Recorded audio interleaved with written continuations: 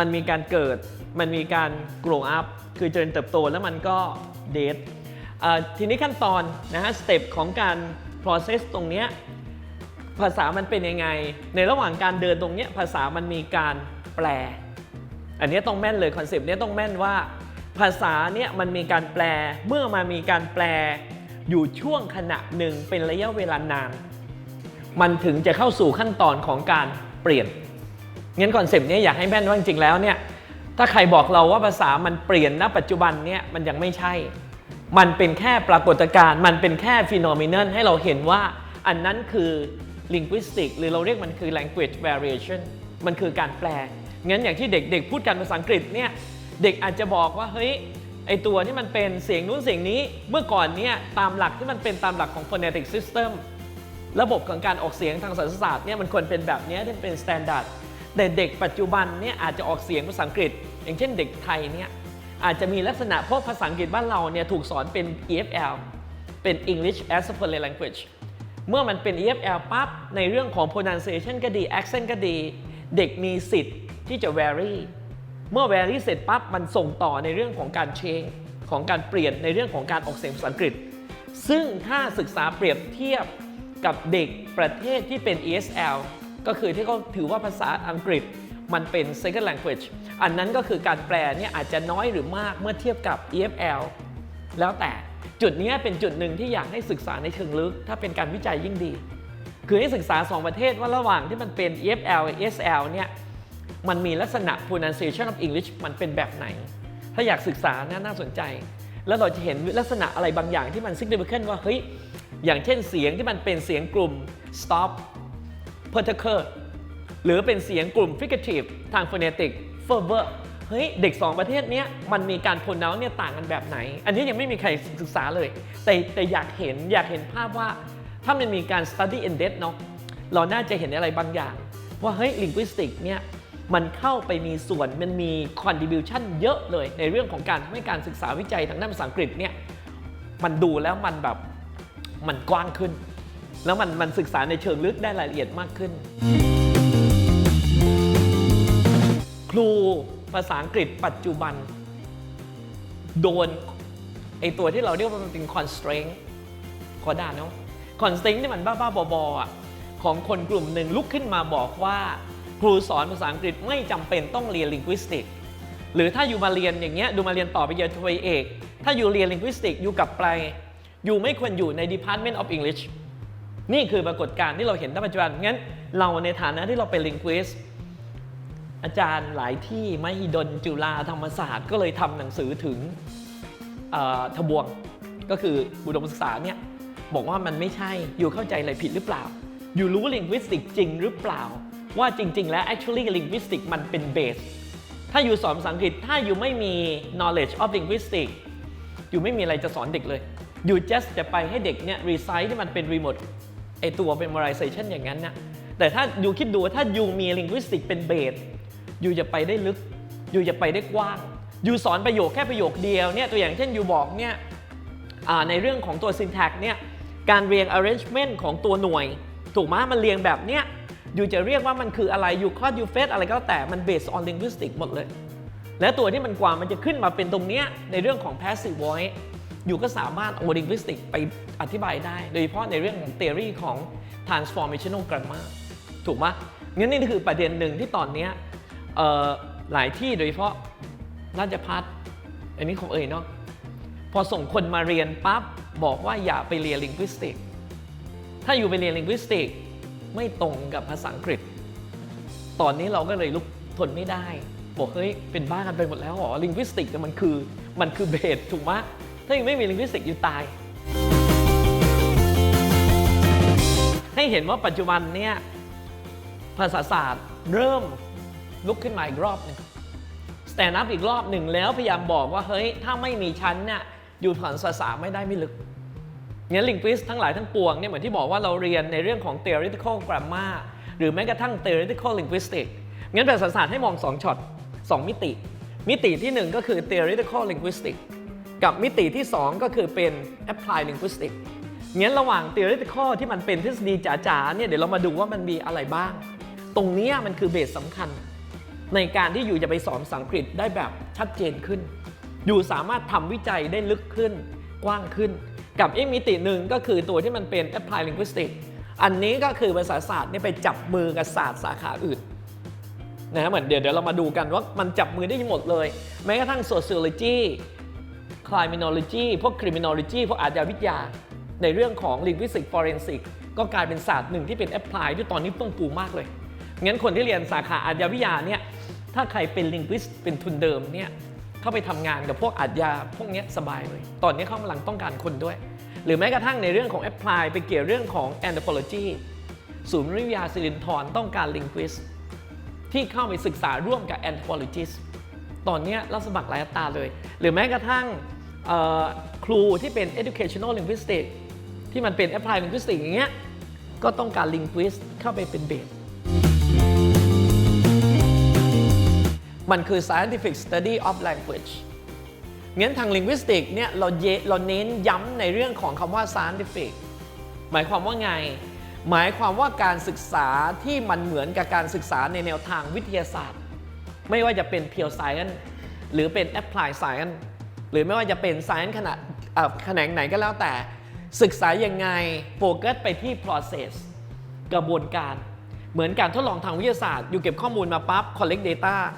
อยู่เอามา categorize แล้วก็อยู่เอามา analyze ผ่านขั้นตอนของการ analysis อยู่มา synthesize มันนะ synthesize มันว่า data เป็นแบบไหนแล้วอยู่ก็เข้าสู่ขั้นตอนของการ conclude งั้นการวิจัยการศึกษาทางด้านภาษาที่เป็นแนวภาษาศาสตร์เหมือนกันเราบอกว่าเราก็ทำทุกอย่างเราทำทุกอย่างเหมือนกับนักวิทยาศาสตร์ท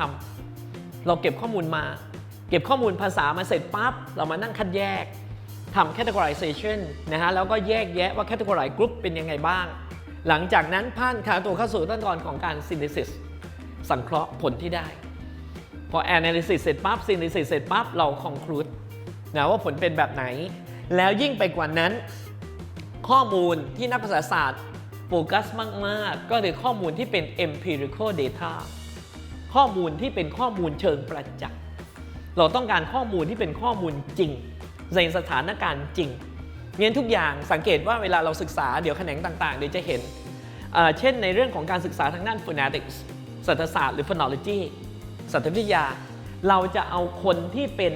informal ที่เป็น indigenous จริงๆแล้วไม่มีการ contaminate กับใดๆทั้งสิ้นงั้นขั้นตอนนั้นเราถือว่าเรากำลังเข้าสู่ขั้นตอนของการที่มันเป็น scientific process เหมือนนักวิทยาศาสตร์ทำงั้นขั้นตอนของนักภาษาศาสตร์เหมือนกัน linguist concern มากเลยในเรื่องของความเพียวที่เราเรียกว่า empirical data คือข้อมูลเชิงประจักษ์ทุกอย่างพิสูจน์ได้และที่สำคัญเมื่ออยู่ได้ empirical data เสร็จปั๊บอยู่ต้อง trace back กลับไปได้ว่ามันมาจากต้นตอตรงไหนทุกอย่างสามารถพิสูจน์ย้อนกลับได้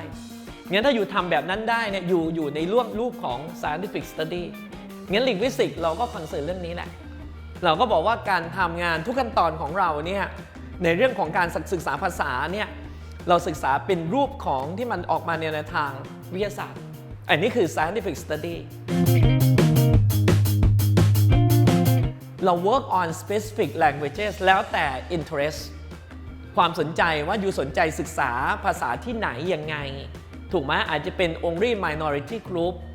หรืออาจจะเป็น endangered languages ภาษาที่ใกล้จะสูญพันธุ์หรืออาจจะเป็นภาษาที่มันกำลัง popular นะฮะในการใช้ในปัจจุบันแล้วแต่ whatever their primary goal is to understand the nature of language in general สิ่งที่เราอยากรู้ที่เป็นเป้าหมายของการศึกษาเราอยากรู้ธรรมชาติของภาษาในภาพรวมหมายความว่าไงคืออย่างเช่นถ้าอยู่ศึกษาภาษาเนี่ยอยู่อยากจะโฟกัสไปในเรื่องของตัว syntax อยู่ก็ดูลักษณะวรรณยสัมพันธ์เหมือนที่เราคุยครั้งที่แล้วดูลักษณะที่มันเป็น syntactic structure ของรูปประโยคถูกไหมว่ามันประกอบด้วยอะไรบ้างเช่นอาจจะ subject verb แล้วมันเป็น complement หรือมันเป็น do direct object แล้วแต่ถูกไหมหรืออยู่อาจจะศึกษาในลักษณะที่มันเป็น syntactic มันมิติอื่นก็ได้เช่นอะไรบ้างเช่นอาจจะดูเฉพาะในเรื่องของ tense เรื่องของการเรื่องของ aspect เรื่องของตัวที่มันเป็นการลักษณะหรืออาจจะเป็นเรื่องของ voice ในทาง syntax ที่มันเป็นในเรื่องของทั้งหมดอันนั้นก็คือแล้วแต่ หรือถ้าอยู่ศึกษาในเรื่องของ semantic ความหมายอยู่ก็ดูความหมายในภาพรวมว่ามันมีการแบบไหนปรากฏการณ์ทางด้าน semantic phenomenon เนี่ยมันเป็นแบบไหนของภาษานั้นหรือแม้กระทั่งในเรื่องของ semantic change เฮ้ยภาษาอังกฤษมันมีการเปลี่ยนแปลงถูกไหมด้วยอิทธิพลของสิ่งที่เราคุยครั้งที่แล้วในเรื่องของ word Englishes มันส่งผลให้ภาษาโดยเฉพาะ semantic มันเปลี่ยนหรือแม้กระทั่ง syntax เปลี่ยนไหมเปลี่ยนจนทำให้นักภาษาศาสตร์เนี่ยได้คำมาหนึ่งคำเรื่องคือเรื่องของ grammaticalization การกลายเป็นคำไวยากรณ์ถูกไหมอย่างเช่นคำว่า fact อย่างเงี้ยเมื่อก่อนเนี่ยเป็น noun เครื่องโทสารปัจจุบันฝรั่งใช้เป็น to facts เรียบร้อยกลายเป็น verb แปลงจาก noun เป็น verb หรือแม้กระทั่งในเรื่อง past speed verb มีสิทธิ์ที่จะเปลี่ยนกลับเป็น adjective แล้วแต่อันนี้ถ้าเรา twist back อันนี้คือในเรื่องของ grammaticalization นะทางด้าน linguistic งั้นตัว nature ตรงเนี้ยเรากำลังจะบอกว่าธรรมชาติของมันเนี่ยเราดูได้หลายมิติว่าธรรมชาติของภาษา in general เนี่ยมันออกมาในแนวไหนแต่ทั้งนี้ทั้งนั้นที่นักภาษาศาสตร์สนใจกันณตอนนี้ก็คือเหมือนที่บอกว่า language กับ culture เนี่ยมันสะท้อนเข้าหากันถูกไหมถ้าเราศึกษาตัว language เราก็จะมองเห็นตัว culture วัฒนธรรมของผู้ใช้ตอนนี้เล่นกันเยอะทางด้านภาษาอังกฤษก็คือในเรื่องของ communicative English หรือในเรื่องของตัวที่มันเป็น cultural linguistic อันนี้ก็คือเป็นใหม่นะเป็นใหม่ที่พยายามจะให้เห็นว่ามันโผล่ขึ้นมาเรื่อยๆภาษามันมีการเปลี่ยนแปลงภาษาได้รับผลกระทบจากปัจจัยทางสังคม social factor มันไปเอฟเฟกต์ในเรื่องของการใช้ภาษาของคนก็เลยเกิดมาเป็นโรงเรียน sociolinguistic ปัจจุบันก็ยังคงป๊อปพอสมควรในอังกฤษเล่นเยอะคอร์สเนี่ยเด็กเรียนเยอะแล้วก็ศึกษากันเยอะในแนว sociolinguistic ethnolinguistic เราใช้ภาษาไทยว่าภาษาศาสตร์ชาติพันธุ์ศึกษายังไงศึกษาว่าภาษามันเป็นตัวกระจกสะท้อนให้เห็นวัฒนธรรมของชาติพันธุ์ที่ใช้ภาษานั้นงั้นในเรื่องของ ethnic group มันจะบอกเลยว่า ethnic group กลุ่มนี้เนี่ยมีระบบ cultural system แบบไหนมองโลกแบบไหน world view system ระบบโลกทัศน์แบบไหนสะท้อนออกมาในตัวภาษาหมดหลังจากนั้น2เทอมเนาะอันนี้ก็คือ ethno กับ anthropological linguistic ความหมายเดียวกันก็คือบางคนจะเรียกว่ามันคือภาษาศาสตร์ชาติพันธุ์แต่บางคนจะเรียกมันว่ามันคือภาษาศาสตร์มนุษยวิทยาอันนี้ได้2ชื่อนะแต่มันศึกษาเหมือนกันคือศึกษาภาษาเพื่อที่จะสะท้อนให้เห็นในเรื่องของระบบโลกทัศน์ความนึกคิดระบบวัฒนธรรมของคนผู้ใช้ภาษาฝรั่งจะเล่นในเรื่องของ language literacy เยอะคือในเรื่องของการอ่านออกเขียนได้เพราะเด็กปัจจุบันเนี่ยสเปลไม่เป็นสังเกตเด็กเมืองไทยก็เป็นเมื่อสเปลไม่เป็นปั๊บเนี่ยตอนนี้อาจารย์ดร.พุทธชาติเนาะที่เกษตรก็เบสเดิมเป็น linguistic อาจารย์ก็มาเล่นในเรื่องของ LD learning disability ก็ไปจับมือกับ Nectech โฟกัสไปในเรื่องของ literacy ตรงนี้ว่าเฮ้ยเด็กทำไมอ่านไม่ออก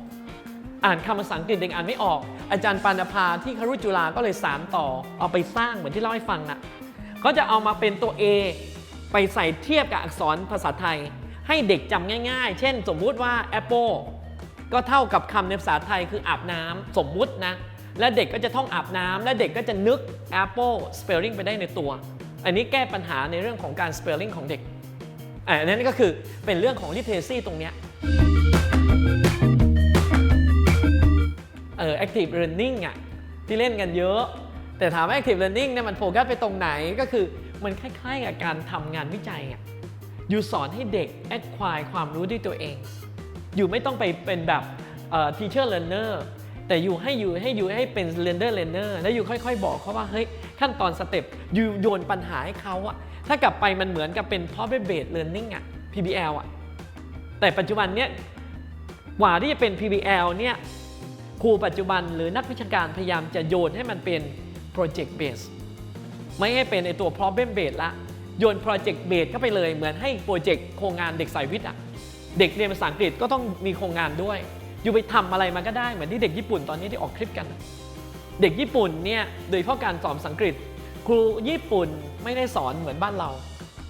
แต่ช่วงปิดเทอมเขาโยนโครงงานโปรเจกต์ให้เด็กไปคิดล่วงหน้าแต่ละคนถ้าอยู่ชอบในเรื่องของ insect